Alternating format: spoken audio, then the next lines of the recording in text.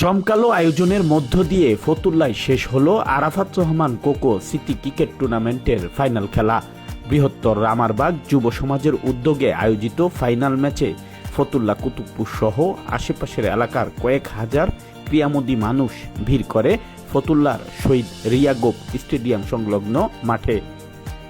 ২৬ September শুক্রবার বিকেল 4:30টায় final ম্যাচটির উদ্বোধন করেন জেলা বিএনপির যুগ্ম আহ্বায়ক মাসুকুল ইসলাম রাজীব। উদ্বোধনের শুরুতেই পায়রা উড়ান Rajib.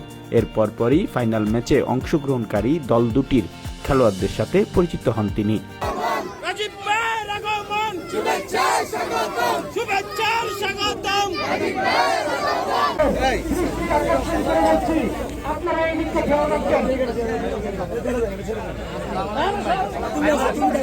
Arafat Rahman cocoa city cricket টুর্নামেন্টের ফাইনাল খেলায় অংশগ্রহণ করে আয়ান একাদশ ও রানা একাদশ।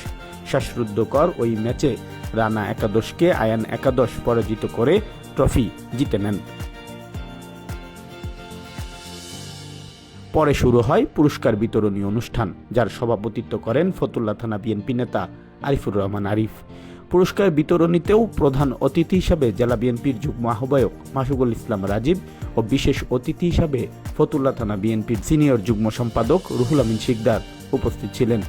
অনুষ্ঠানের সঞ্চালনা করেন ফতুল্লা থানা বিএনপি নেতা ও সাবেক ছাত্রদল নেতা মেহেদী হাসান শ্যামল। পুরস্কার বিতরণীর শুরুতেই প্রধান অতিথি ও বিশেষ অতিথিদের ফুলেল শুভেচ্ছা ও সম্মাননা দেওয়া হয়। পরে দিক নির্দেশনামূলক বক্তব্য রাখেন তারা।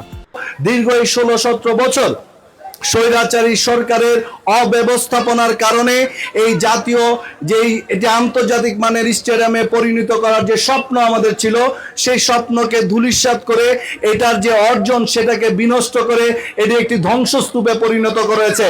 আজকে আমরা বক্তব্য রাখছি, যে ক্রিকেট খেলা আয়োজন হয়েছে সেই ক্রিকেটের উন্নয়নের জন্য, সেই ক্রিকেটকে প্রতিষ্ঠিত করার জন্য আরাফাত রহমান কোকোর বিশাল অবদান রয়েছে।